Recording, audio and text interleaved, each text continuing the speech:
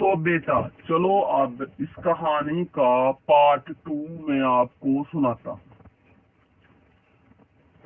पंखू ने मजीद जोर लगाया, जाली को मजीद ऊपर किया। मंखू का शराब पिंजरे से बाहर था। पंखू अपना जोर लगा रहा था कि जकाजक मंखू ने टाएं टाएं टाएं का शोर बर्पा कर दिया। हाय मैं मर गया, हाय मेरी गर्दन। शोर सुनकर पंखू की जान तो जो निकलनी थी वो निकल गई, लेकिन साथ ही साकब भी दौड़ता हुआ कमरे से निकला। उसने पिंजरे के पास आकर मंखू की गर्दन को वापस अंदर किया और बहुत शरारती हो का तबसरा करके पिंजरे की जाली पर लोहे की तार लपेट दी।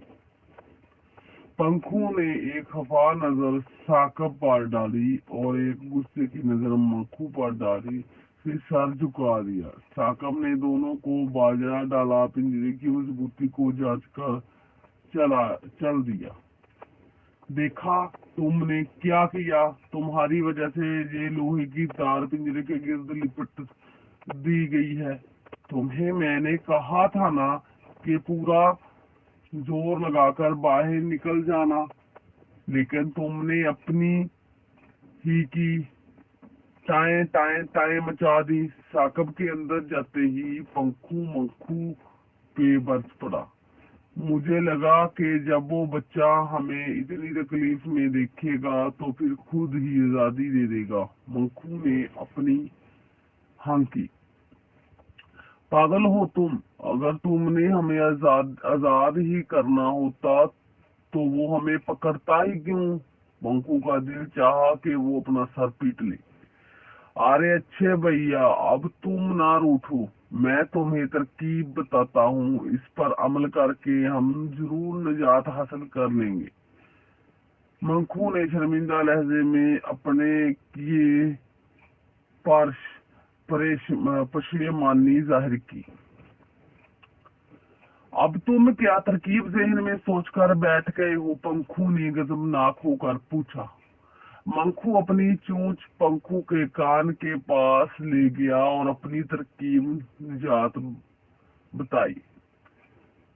पंखू ने जोर जोर से नफी में सर हिलाया, लेकिन मंखू बजिद रहा कि इस तरह हमें रहाई मिल जाएगी।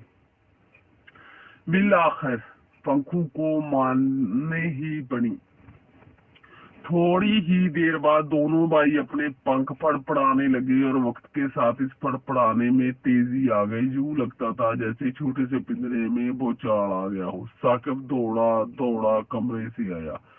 उसने जब ये अफ्तार देखी तो अपने बड़े भाई नाजम को भी बुला लिया। नाजम ने फौरन कैंची मांगी और पंखू और मंखू के चीखने चिल्लाने की परवाह किए बगैर उनके पंख काट दिए।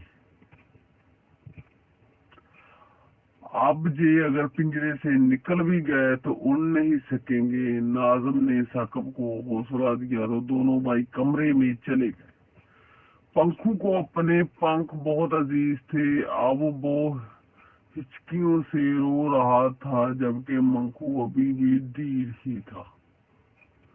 वो खामोशी से शर्मिंदा सा बैठा था। उसके अंदर हिम्मत ही ना पड़ी कि वो भाई से माफी भी मांग सके।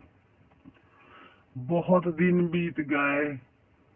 कटे परों के साथ एक बेनाम सी नाराजगी से दोनों भाइयों के दरमियान पर्दा आयल कर दिया था।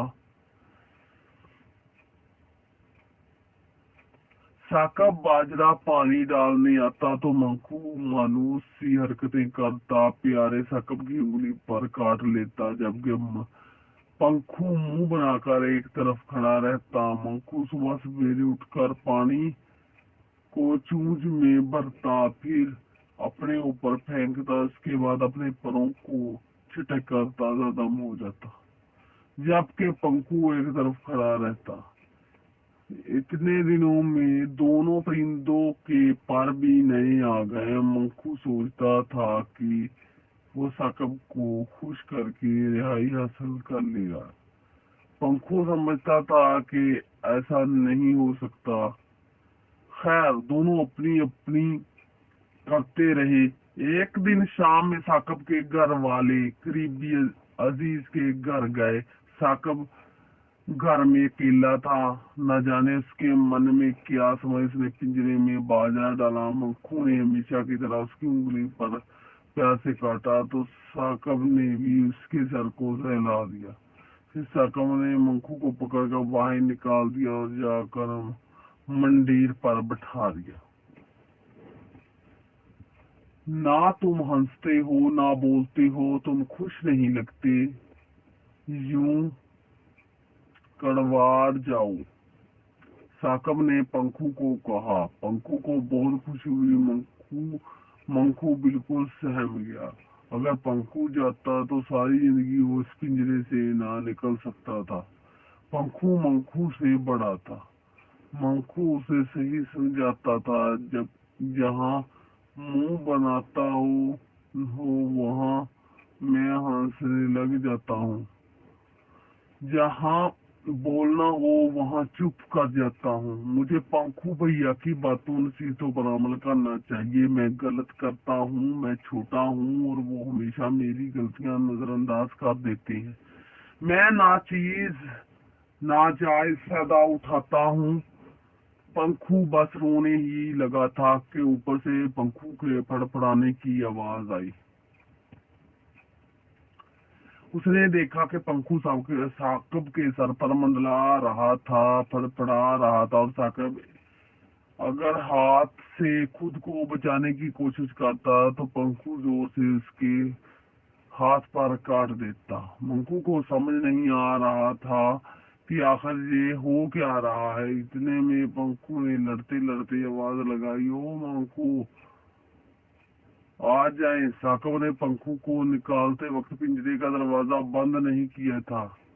मंखू को अब कहानी समझ आई। वो तेजी से साकब के सर पर आन पहुंचा, उसके सर पर चोट मारी और दोनों साकब से दूर उड़ने लगे। ये चूचू के भूत बातों से नहीं मानते। मंखू ने पंखू को प्यार से देखते हुए कहा और लंबी उड़ान भरी। ये थी बेटा आज की कहानी। ठीक है, इंसान को अपनी मनमानी नहीं करनी चाहिए, अपने बड़े की भी सुननी चाहिए और मिलजुल कर काम करना चाहिए। इत्तेफाक में ही बरकत है। अगर वो एक दूसरे का एहसास ना करते, ना एक दूसरे का कहना मानते तो हमेशा कायद में ही रहते। इसलिए बेटा मेरा कहानी सुनाने का यही मकसद था ताकि आपको नसीहत हो। तो आज की कहानी का इख्तिताम हुआ। अल्लाह हाफिज।